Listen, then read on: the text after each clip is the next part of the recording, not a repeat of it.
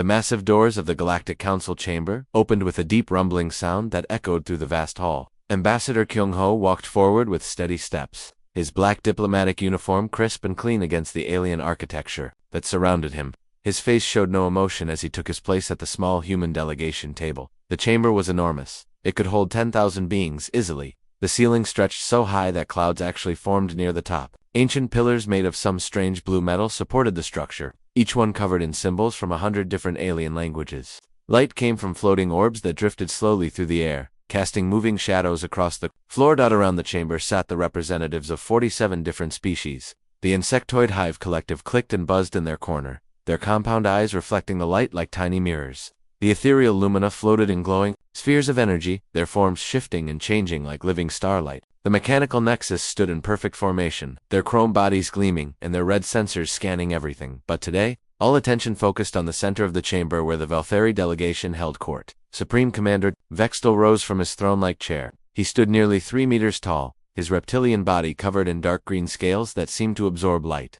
His eyes were yellow with black slits, and when he opened his mouth to speak, rows of sharp teeth became visible. Behind him stood 20 other Velthari warriors, each one armed and dangerous. The Velthari Empire had ruled this part of the galaxy for over 1,000 years. They had conquered 63 star systems and enslaved 32 different species. Their fleet numbered in the tens of thousands. Their technology was advanced beyond most civilizations' dreams. They were the undisputed masters of known space, and they were not happy with humanity. Humans, Vextal spoke, his voice carrying easily across the vast chamber without any need for amplification. The alien vocal cords produced sounds that seemed to come from deep underground. Your species has become a problem. Kung-ho remained seated. His hands rested calmly on the table in front of him. Beside him sat Ji-woo, the human military attached. She was younger than the ambassador, with sharp eyes that missed nothing. Her fingers moved slightly on her datapad, recording everything. For the past 50 years, Vextal continued, you have spread across space like a disease. You have established colonies on worlds that do not belong to you. You have made contact with species that were under our protection. You have disrupted the natural order that has kept peace in this galaxy. Several alien delegates nodded in agreement. The Velthari had been generous patrons to many species. They provided protection and technology in exchange for resources and loyalty. It was a system that worked well for those who accepted their place in it. You humans are different, the Supreme Commander said, his yellow eyes focusing on Kyung-ho. You do not accept your proper place. You ask questions that should not be asked. You make promises to species that are not yours to make. You spread ideas that threaten stability. The ambassador finally spoke. His voice was quiet but clear. What ideas would those be? Supreme Commander, democracy, equality, self-determination. Vextal spat the words like they tasted bad. Foolish concepts that lead only to chaos and war. We have seen what happens when lesser species are given too much freedom. They fight among themselves. They destroy their worlds. They create suffering. And your solution? Kung-ho asked. Order, structure, proper guidance from those who are qualified to provide it. The Supreme Commander gestured to the assembled aliens. Look around you, human. This chamber has known peace for centuries under Velthari leadership. Resources are distributed fairly. Conflicts are resolved quickly. Progress is made in the proper direction. Ji-woo leaned forward slightly. Her datapad showed the real numbers. The Velthari method of keeping peace involved regular military demonstrations. Species that stepped out of line faced swift punishment. Entire populations had been relocated or eliminated when they proved too difficult to control. The peace was real, but it came at a price that few species had been allowed to refuse. Your 50 years of expansion end, now, Vextal announced. You will return to your home system within 1 solar cycle. All human colonies beyond Earth will be evacuated. All contact with non-human species will cease. All human vessels will be restricted to the Sol system. The chamber fell silent. This was not a negotiation. It was a demand. And if we refuse? Kyung-ho asked calmly. Vextal smiled, showing those terrible teeth. Then you will be removed. Permanently? Completely? Your species will serve as an example to others who might consider following your path. The Supreme Commander gestured, and holographic displays appeared throughout the chamber. They showed the Velthari fleet in all its terrible glory. Massive dreadnoughts that could crack planets. Swarms of fighters that moved like living things. Weapons that could sterilize entire solar systems. We have 10,000 warships, Vextal said proudly, each one more powerful than anything in your pathetic fleet. We have conquered species far more advanced than you. We have ended civilizations that thought themselves untouchable. You have perhaps 300 ships worthy of the name. Your technology is primitive. Your tactics are untested. You would last perhaps 3 days in a real war. The other alien delegates watched carefully. Some looked sympathetic to the humans. but none would risk Velthari displeasure by speaking up. They had all seen what happened to species that interfered with Velthari business. Ji-Woo felt her heart racing, but her face remained calm. The intelligence reports were accurate. Humanity was vastly outnumbered and outgunned. In any conventional war, they would be destroyed quickly and completely. The smart thing to do would be to accept the ultimatum and hope for better times ahead. But Kung Ho was not thinking about conventional war. The ambassador stood slowly. He was not as tall as the Velthari commander, but something in his posture made him seem larger than his physical size. His eyes moved across the chamber, meeting the gaze of every alien delegate present. "Supreme Commander," he said quietly, "humanity came to this galaxy seeking friends and knowledge. We offered trade, cooperation, and mutual respect. We asked for nothing more than the chance to grow and learn alongside other species." He paused, letting his words sink in. "But if you want war, ... His voice remained calm, but something changed in his eyes. Something that made several alien delegates shift uncomfortably in their seats, then prepared to be erased. The chamber erupted in shocked whispers and nervous movements. Vextal stared at the human in disbelief. This tiny creature, representing a species with barely 3 centuries of space travel, had just threatened the greatest military power in known space. "You dare!" the Supreme Commander roared. Kung Ho smiled. It was not a friendly expression. "Commander, you clearly know very little about humans. We do not respond well to ultimatums. We do not accept impossible odds, and we absolutely do not go quietly into extinction." He gathered his materials and turned to leave. Ji-Woo followed, her mind already racing with the implications of what had just happened. As they walked toward the chamber doors, Kung Ho spoke loud enough for everyone to hear. "1 solar cycle, you said. That should be just enough time." The doors closed behind them with a sound like thunder, leaving the greatest powers in the galaxy to wonder what they had just unleashed. The emergency meeting room deep beneath the Pentagon was buzzing with activity. Fleet Admiral Taman stood at the head of the long metal table, his uniform bearing the scars of 20 years of military service. The room had no windows, only screens that showed star maps, fleet positions, and classified documents that made even experienced officers nervous. Around the table sat the most important military leaders in human space. General So-Young had traveled from Mars in her red dust-covered uniform, her face hard from years of defending the outer colonies. Admiral Wu Jin represented the Deep Space Fleet, his dark eyes reflecting the cold emptiness between stars. Each person in this room commanded thousands of ships and millions of lives. "The situation is simple," Taman began, his voice cutting through the low conversations. "The Velthari want us gone. They've given us 30 days to pack up 300 years of human expansion and run home with our tails between our legs." Intelligence. Director Hygen activated the holographic display that filled the center of the room. Numbers and statistics floated in the air like deadly constellation. "Their fleet outnumbers us 30 to 1. Their ships are larger, faster, and carry weapons that can crack moons. By every measure of conventional warfare, we should surrender immediately." The room fell silent. Everyone knew the numbers. Everyone understood what they meant. Captain Minho of the experimental ship Prometheus leaned forward. His ship was one of only 12 vessels using the new quantum drive technology, conventional being the key word there. "Director, the Velthari have been fighting the same way for 1,000 years. Big ships, heavy weapons, overwhelming force. They win by having more of everything, and we do not have more of everything," General So-Young said bluntly. "We have 300 combat-ready vessels against their 10,000 beat. We have colonies scattered across 50 light-years with no way to defend them all. We have civilian populations who barely remember what real war looks like." Admiral Wu Jin spoke up from his position near the star charts. "But we have something they do not understand, something they have never had to face before." "Which is?" Timon asked, though his slight smile suggested he already knew the answer. "Desperation married to ingenuity," Wu Jin replied. "They have ruled this galaxy so long that they have forgotten what it means to fight for survival. Every battle they have won came from overwhelming superiority. They have never faced an enemy who refused to accept defeat." Dr. Sunwoo entered the room at that moment, carrying a data case that required 3 different security clearances to open.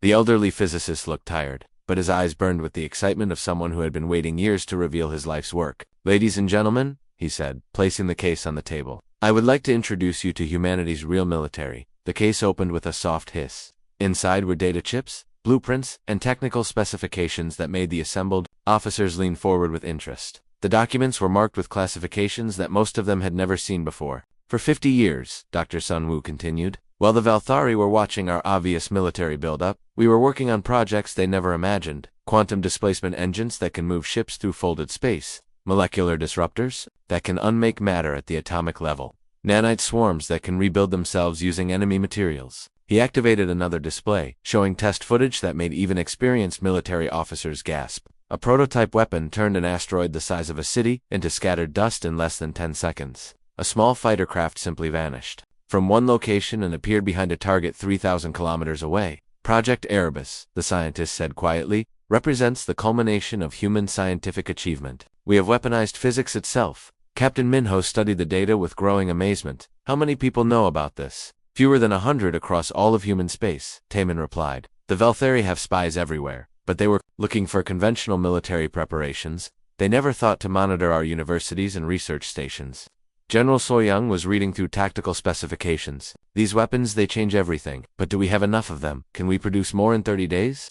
We do not need to produce more, Dr. Sunwoo said with a slight smile. We have been producing them for 20 years. Every human colony, every space station, every merchant vessel has been quietly equipped with technologies the Velthari cannot detect or understand. The room erupted in excited conversations as officers began to understand the scope of what they were seeing. But Admiral Wu Jin raised a hand for silence. Technology alone will not win this war, he said seriously. The Velthari are not stupid. They are experienced, ruthless, and they will adapt quickly once they realize what they are facing. We need more than better weapons. Intelligence Director Haijin nodded in agreement. We need the one advantage that no amount of preparation can provide. We need the human factor.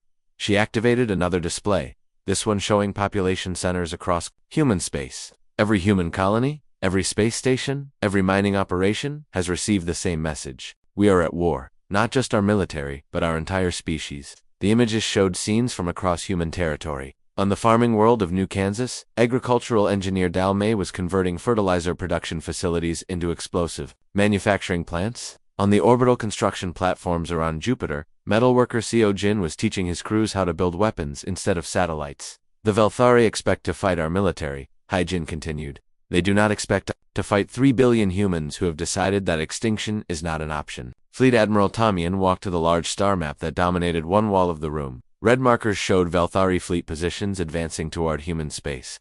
Blue markers represented human forces, pitifully few by comparison. The enemy will arrive in 26 days, he said. Their first target will be Proxima Station, our furthest outpost. They expect to find a small garrison and some frightened colonists. Instead, they will find the first lesson in why threatening humanity was the worst mistake they ever made. He turned to face the assembled officers. Gentlemen, ladies, we are about to fight a war unlike anything the galaxy has ever seen. The Velthari think they understand warfare because they have always fought weaker opponents. They measure strength in ship counts and weapon yields. His voice grew harder. They are about to learn that humans do not fight with ships and weapons alone. We fight with our minds, our creativity, our absolute refusal to accept defeat. We fight dirty when we have to. We fight smart when we can, and we never, ever give up. Captain Minho was studying the experimental weapon specifications. Admiral, these technologies, if we use them, there is no going back. The galaxy will never see humanity the same way again. Good, Taman replied without hesitation. Let them see us as we really are. Not the friendly explorers who asked politely for a place at their table. Not the naive newcomers who tried to play by their rules. Let them see the species that crawled out of caves and conquered their own world through sheer stubbornness. General, Soyoung was already making plans for the defense of the outer colonies. We need to evacuate civilian populations from the border systems. No, Taman said firmly. The civilians stay. They are part of our strategy now. Every human in space becomes a weapon in this war. Every colony becomes a fortress. Every retreat becomes a trap. Dr. Sunwoo closed his data case, his work finally ready to be unleashed. The Velthari wanted to erase us from history. Instead, they have given us the chance to rewrite it. The meeting broke up with officers rushing to implement plans that had been decades in the making. As they prepared to leave, Admiral Wu Jin spoke one last time. In 26 days, the Velthari will discover why every species in Earth's history that tried to exterminate humanity ended up extinct themselves. The storm was gathering, and humanity was ready to show the galaxy what a real war looked like. The Battle of Proxima Station began exactly as the Velthari expected it would. Their massive fleet dropped out of hyperspace in perfect formation. 10,000 ships arranged in the classical attack pattern that had conquered 100 worlds. War Commander Zefker stood on the bridge of his flagship, watching the human outpost grow larger on his screens. Proxima Station was a small research facility orbiting a red dwarf star 24 light-years from Earth. Intelligence reports suggested it housed fewer than 5,000 humans and had minimal defenses. It would be the perfect place to demonstrate Velthari superiority before moving on to more important targets. Scan the station, Zefker ordered his weapons officer. Show me their pathetic defenses. The results appeared on the holographic display. Proxima Station had 12 defensive platforms.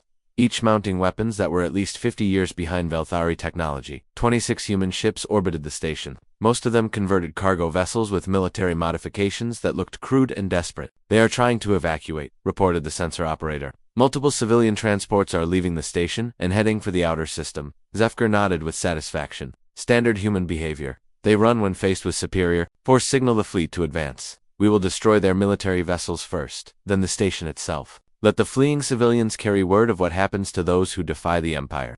The Velthari fleet moved forward like a tide of metal and energy. Each dreadnought was 3 kilometers long and carried enough firepower to level a city. Fighter craft swarmed around the larger ships like angry insects, their pilots eager for combat against an enemy they had been told was primitive and weak. Captain Young-Soo stood on the bridge of the human destroyer, Defiance, watching the approaching enemy fleet with calm eyes. His ship was one of the older vessels in the human fleet, built for cargo transport and converted for military use only 5 years ago. By any reasonable measure, it was completely outmatched by the approaching Velthari forces.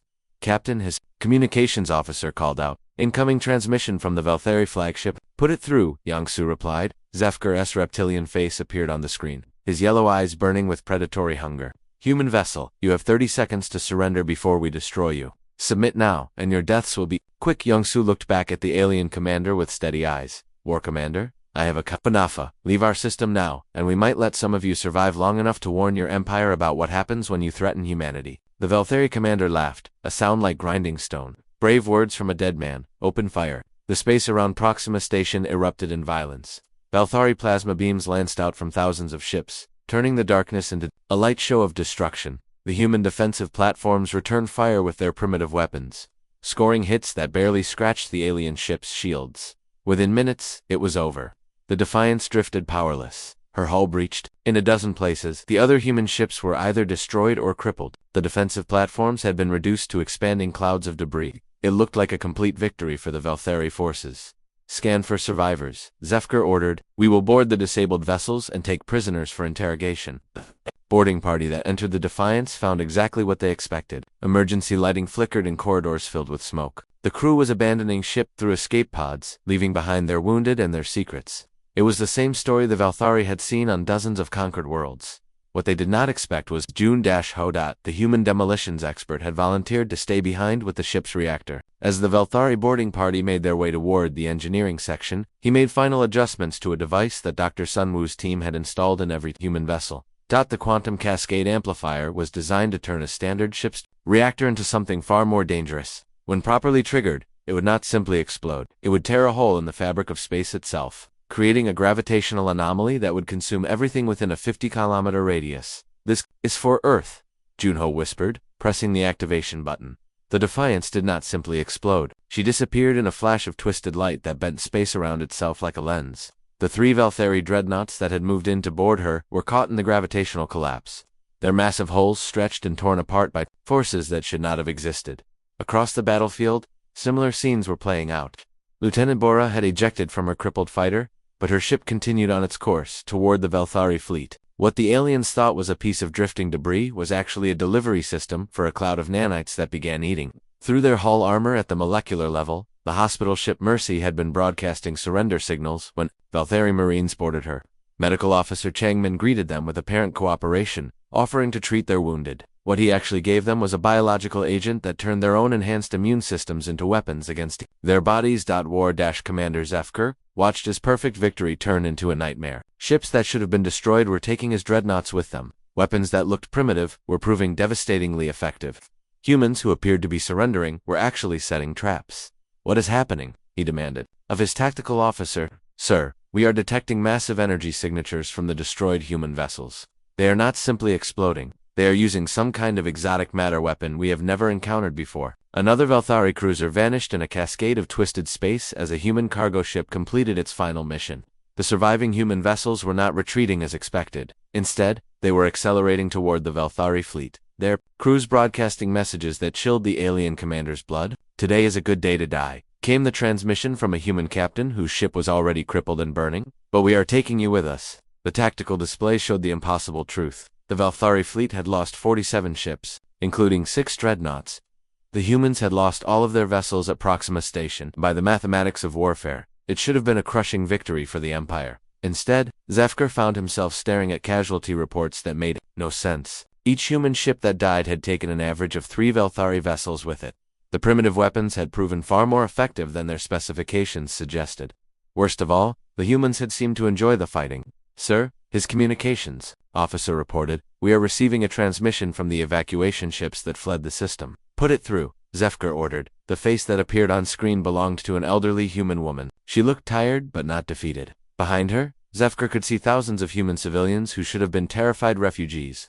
"War Commander," she said calmly, "I am Administrator Hanari of Proxima Station. I wanted to thank you for the tactical demonstration. Our military analysts have learned a great deal about Velthari combat doctrine from observing your attack." Zefker felt a chill run down his spine. "You fled like cowards," he said. "We evacuated our non-combatants as planned," Hanari replied, "but we also deployed our real defenses. I hope you enjoyed your victory at Proxima Station, War Commander. It is the last easy one you are going to get." The transmission ended, leaving Zefker staring at his tactical display with growing unease. The Battle of Proxima Station had been won, but it had cost far more than expected. Worse, he was beginning to suspect that the humans had wanted him to win. His sensor officer spoke up nervously. "Sir, we are detecting new energy signatures throughout the system. The humans appear to have left behind some kind of monitoring equipment." "Destroy it," Zefker ordered. "Sir, we have been trying. The devices are protected by the same exotic matter fields that destroyed our boarding parties. Every time we approach them, we lose ships."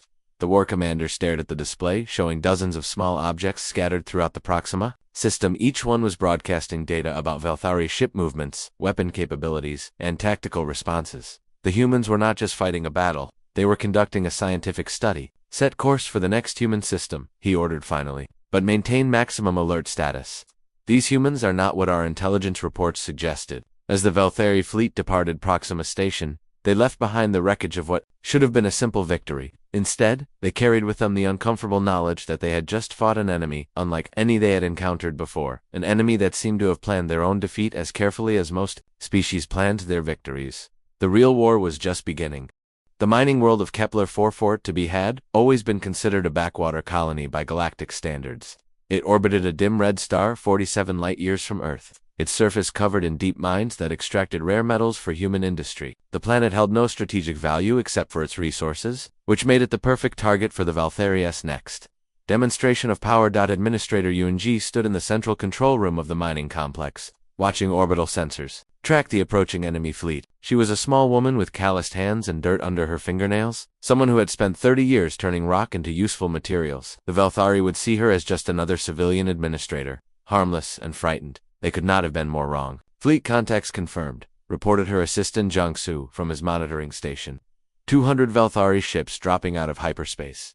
Estimated arrival time is 6 hours. Yenji nodded calmly. "Signal all mining teams to move to final positions, activate the planetary defense grid, and send a message to the Velthari fleet." War Commander Zefker received the transmission while his fleet was still decelerating toward the mining world.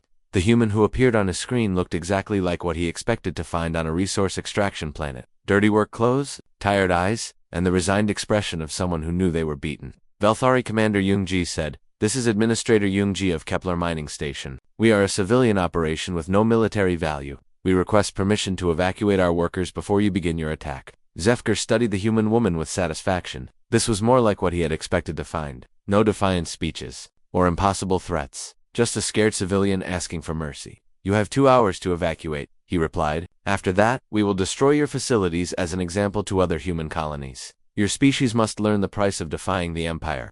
The transmission ended, and Zefker felt some of his confidence returning.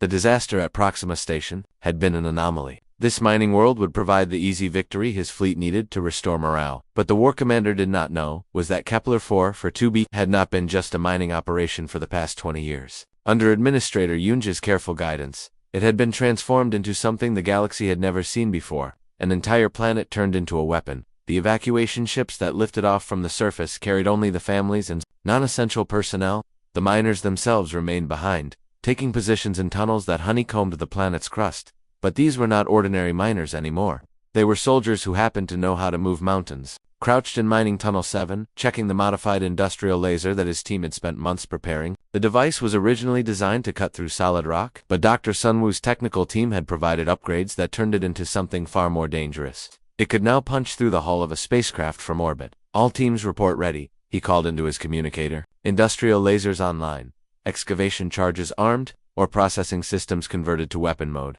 Across the planet, 2,000 miners were making similar preparations.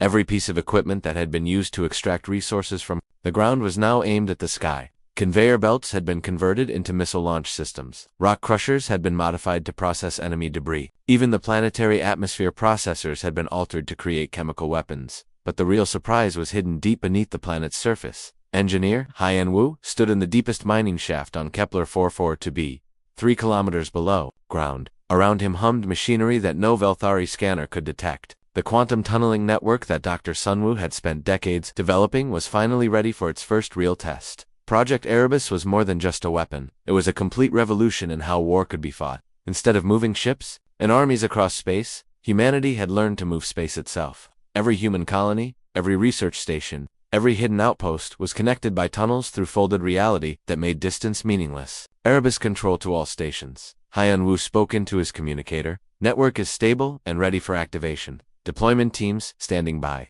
On the surface, the Velthari fleet began their attack exactly as expected. Plasma beams lanced down from orbit, targeting the mining facilities that showed on their sensors.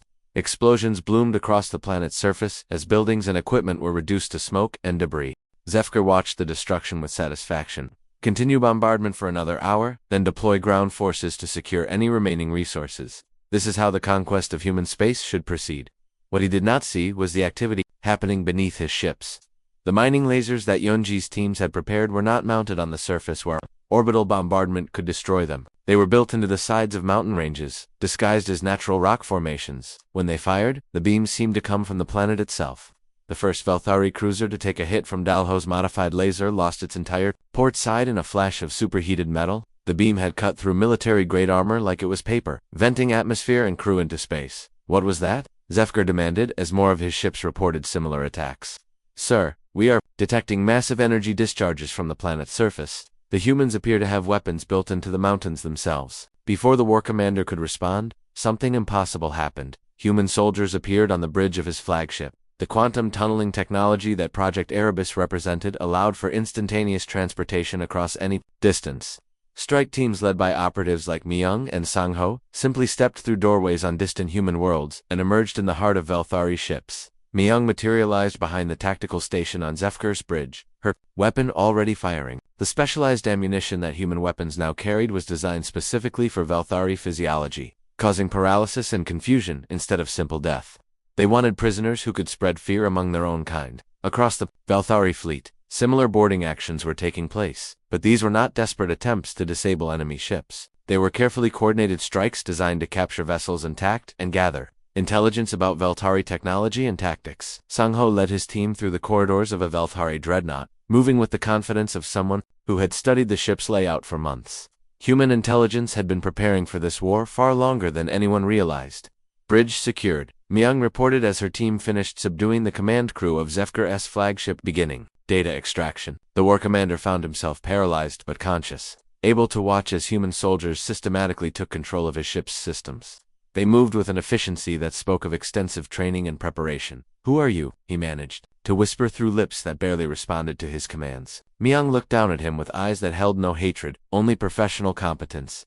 "We are the people you thought you could erase, War Commander. We have been planning for this day since the first time the Velthari Empire expanded into human space. On the planet below, Administrator Yunji was coordinating a defense that looked nothing like anything in Velthari military manuals. Her miners were using industrial equipment to fight a space battle, turning an entire world into a fortress that could strike at targets in orbit." Sir Jiangsu reported from his station. "Orbital bombardment has ceased. Enemy fleet is in complete disarray. Ground teams report successful boarding actions on 60% of Velthari vessels." Yanji nodded with satisfaction. "Signal Fleet Admiral Taman, tell him that Kepler 44b is secure, and we have captured significant enemy assets for analysis." The message that reached Velthari High Command several hours later was unlike anything they had ever received. An entire battle fleet had been defeated, not by superior numbers or technology, but by an enemy that fought in ways they had never imagined possible. Humans had turned a mining world into a weapons platform. They had appeared inside sealed spacecraft through means that violated known physics. They had coordinated attacks across multiple star systems as if distance meant nothing to them.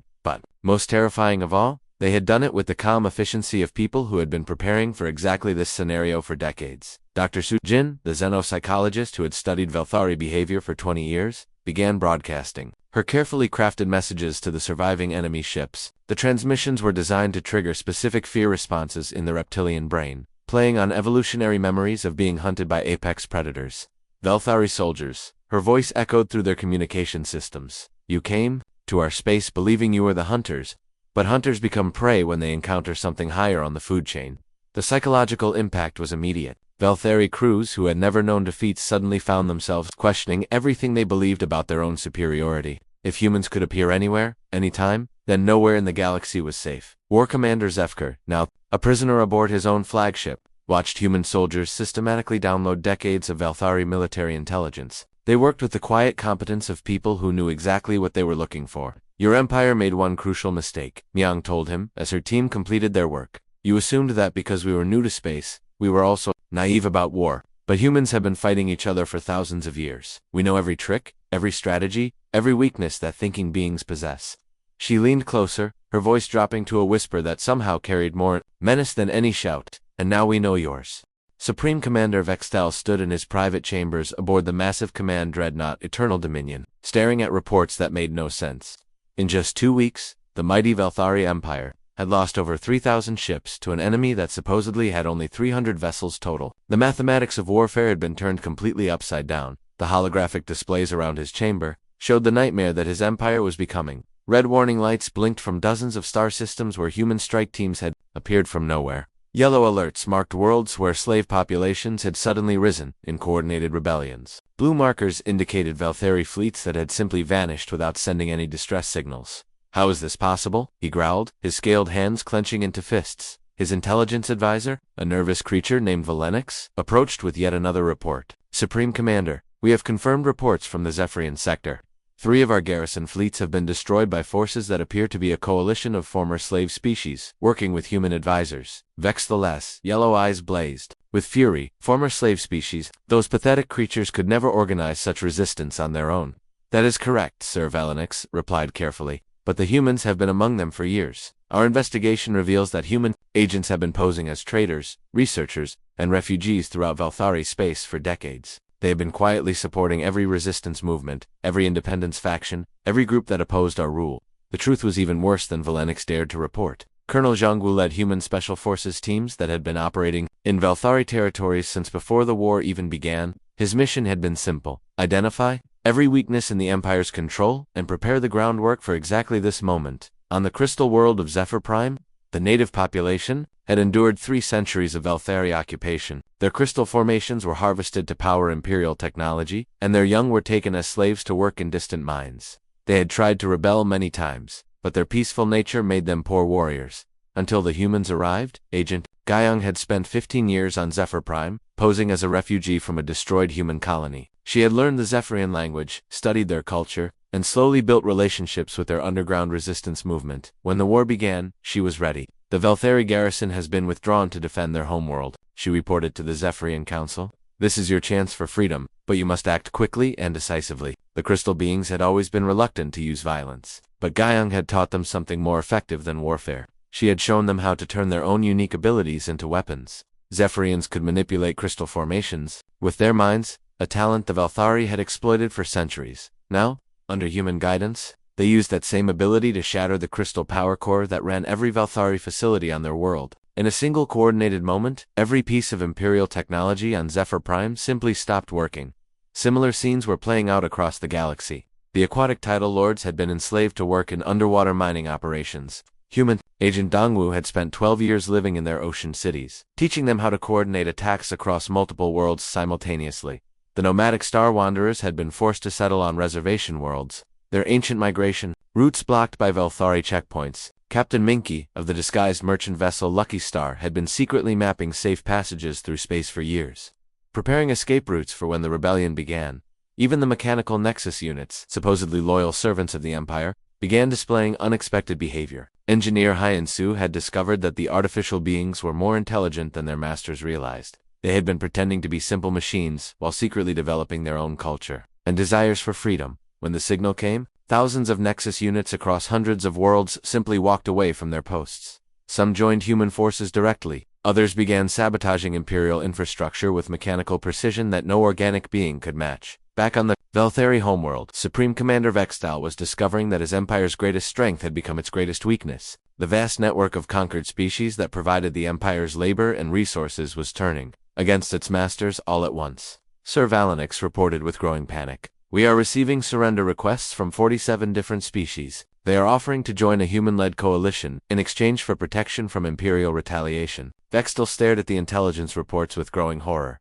The humans had not simply started a war. They had orchestrated a galactic revolution that had been decades in the making. Every trade mission, every diplomatic contact, every cultural exchange had been preparation for this moment. Agent Soyoung emerged from the shadows of the command center, where she had been hiding for the past 6 months. The security systems that should have detected her presence had been compromised by Nexus units loyal to humanity. Her specialized equipment made her invisible to Velthari sensors, and her training allowed her to move through their most secure facilities undetected. Supreme Commander, she said calmly, causing every Velthari in the room to spin toward her in shock. I bring a message from Admiral Jinho of the human fleet. Vextal reached for his weapon, but Soyoung made no threatening moves. She simply stood there with the confidence of someone who knew she was completely safe despite being surrounded by enemies.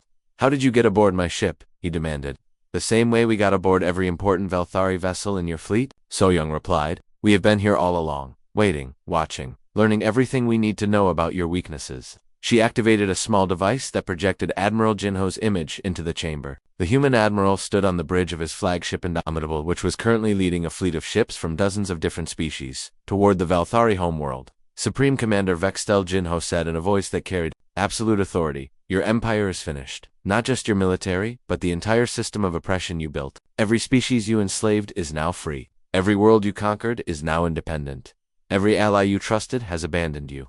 The Admiral's image gestured, and new displays appeared, showing the true scope of the disaster. The Velthari Empire, which had controlled hundreds of star systems just 2 weeks ago, now held only their homeworld and a handful of loyal colonies. But we are not here for revenge, Jinho continued. We are here to offer you a choice. Surrender now, and your people will be allowed to rebuild their society based on cooperation instead of domination, continue fighting, and face complete extinction. Vextal looked around his command center with desperate eyes. His finest officers stared back at him with expressions of defeat and confusion. Everything they had believed about Velthari's superiority had been proven false. You cannot have done all this in just 2 weeks, he said weakly. Soyoung smiled. You are correct. We have been doing this for 50 years. Every human who entered your space was gathering intelligence, making contacts, and preparing for the day you would threaten our existence. You taught us that the galaxy was not a safe place for peaceful species, so we decided to make it safe by removing the threats. The truth was devastating in its scope. Humanity had not simply reacted to Velthari aggression, they had anticipated it, planned for it, and prepared a response that would reshape the entire galaxy. The war that Vextal thought would last months was already over. What do you want? He asked finally. Complete surrender of all Velthari military forces, Jinho replied from his holographic projection. Dismantling of the imperial government and its replacement with a democratic system. Reparations to all enslaved species. And acceptance of human oversight during your transition to a peaceful civilization. Vextal stared at the impossible demands. A few weeks ago, he would have laughed at such terms. Now surrounded by enemies and betrayed by former allies, he saw no other option. And if I refuse, Admiral Jinho's expression did not change. Then in 12 hours, the Velthari species will join the long list of civilizations that learned too late why threatening humanity was a fatal mistake. The Supreme Commander looked around his command center one last time. Through the viewports he could see the lights of human ships surrounding his homeworld, ships crewed not just by humans, but by every species his empire had ever oppressed. The age of Velthari dominance was over. The age of human leadership was about to begin, and there was nothing he could do to stop it. 6 months after the surrender of the Velthari Empire, the Galactic Council chambers looked completely different. The ancient hall that had once echoed with the arrogant demands of imperial overlords now buzzed with the voices of free beings discussing their shared future. Representatives from over 200 species filled seats that had been empty for centuries, their various forms creating a rainbow of life that had never been seen before. Ambassador Kung Ho stood at the central podium where Supreme Commander Vextal had once delivered ultimatums. The human diplomat looked older than he had 6 months ago, but his eyes held the satisfaction of someone who had witnessed the impossible become reality. Behind him, holographic displays showed the transformation that had swept across the galaxy. The 15th Galactic Congress is now in session, he announced to the assembled delegates. Today we discuss the final terms of the galactic restructuring and the establishment of the new Charter of Rights for all sentient beings. In the Valthari section, Sub-Commander Valenix sat quietly among his people's small delegation. The once mighty empire now controlled only 3 star systems and had a voice equal to the smallest independent world. The former intelligence advisor had become something unthinkable in the old empire, an elected representative chosen by his own people. The transformation of Valthari society had been as swift as it was complete. Director Hay, one of the newly formed Galactic Rehabilitation Corps, had overseen the process with careful attention to both justice and mercy. Former imperial worlds had become democratic republics, where Valthari citizens voted for their leaders for the first time in their species' history. The former slave worlds report complete success in their transition to independence, announced Representative Crix of the Zephyrian Federation. The crystal being's voice chimed like music as it spoke. Our people have elected their first democratic government and begun the process of healing our world from centuries of exploitation. Similar reports came from across the galaxy. The aquatic tidal lords had established the Ocean Confederation, with underwater cities that sparkled like jewels. Beneath alien seas, the nomadic star wanderers had resumed their ancient migration routes, now protected by treaties that guaranteed their right to travel freely through space. But the most remarkable transformation had occurred among the mechanical nexus units. Engineer Hyan Su had worked closely with the artificial beings to help them establish their own society based on logic, cooperation, and shared purpose. The Nexus Collective had become valuable allies, their precise thinking and perfect memory, making them ideal administrators for the complex task of rebuilding galactic civilization. Captain Du Hyan entered the council chambers carrying data chips that contained information that would reshape everyone's understanding of the universe. His exploration vessel New Horizon had just returned from humanity's most ambitious mission, yet a journey beyond the galactic rim to discover what lay in the vast darkness between galaxies. Members of the council, he announced, humanity's deep space exploration program has made contact with civilizations beyond our galaxy.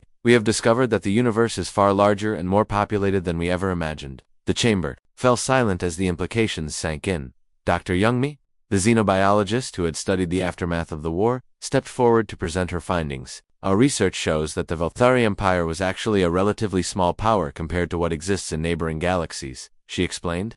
There are civilizations out there with technology and military might that would make the old empire look like children playing with toys. Sub-Commander Valenix shifted uncomfortably in his seat. The idea that his people's mighty empire had been nothing more than a local bully was hard to accept. However, Dr. Youngmi continued, these distant civilizations have expressed great interest in the peaceful federation we have established here. They see our galaxy as a model for how different species can work together instead of dominating each other. Admiral Ginho took the podium to address the military implications of these discoveries. His flagship Indomitable now served as the command vessel for the Galactic Defense Force, a military organization that included ships and crews from every member species. The threats we may face in the future will require unity and cooperation on a scale we have never achieved before, he said seriously. The old way of thinking about warfare, where one species dominated others, is not just morally wrong. It is strategically suicidal when facing enemies who might have the power to destroy entire galaxies. The Admiral's words carried special weight because everyone in the chamber had seen what humans could accomplish when they were pushed to their limits. The species that had seemed so peaceful and diplomatic had proven capable of orchestrating the downfall of a galactic empire in just 15 days. Agent Soyoung, now serving as Director of Galactic Intelligence, presented her analysis of the new political situation. Her years of undercover work throughout Valthari space had given her insights that no one else possessed. The transition to democratic government across the former empire has been remarkably successful, she reported. Crime rates have dropped, economic productivity has increased, and interspecies cooperation has reached levels we never thought possible. The former slave species are not seeking revenge against their former masters. Instead, they are working together to build something better. This was perhaps the most surprising outcome of the entire war. Species that had suffered under Valthari rule for centuries chose forgiveness over vengeance when given the chance for freedom. The galaxy had become more peaceful, not more violent, after the Empire's fall. Fleet Admiral Tommen spoke about humanity's role in this new galactic order. The elderly officer had overseen the most successful military campaign in galactic history, but his thoughts were now focused on preventing future wars rather than fighting them. Humanity has learned that being the strongest military power in the galaxy is not a prize worth winning, he said. Real strength comes from building alliances based on mutual respect and shared goals. We do not want to become the new empire. We want to make sure that no empire ever rises again. The human approach to galactic leadership was unlike anything the galaxy had seen before. Instead of ruling through fear and dominance, they led by example and persuasion. They shared their advanced technology freely with other species and encouraged independent development rather than dependence. Captain Minho of the research vessel Prometheus had spent the past 6 months working with scientists from dozens of species to develop new technologies that would benefit everyone. The quantum tunneling network that had won the war was now being used to create instant communication and transportation links between worlds, making the galaxy smaller and more connected than ever before. "We have achieved something that the founders of the original Galactic Council could only dream of," announced Representative Lyra of the Lumina Collective.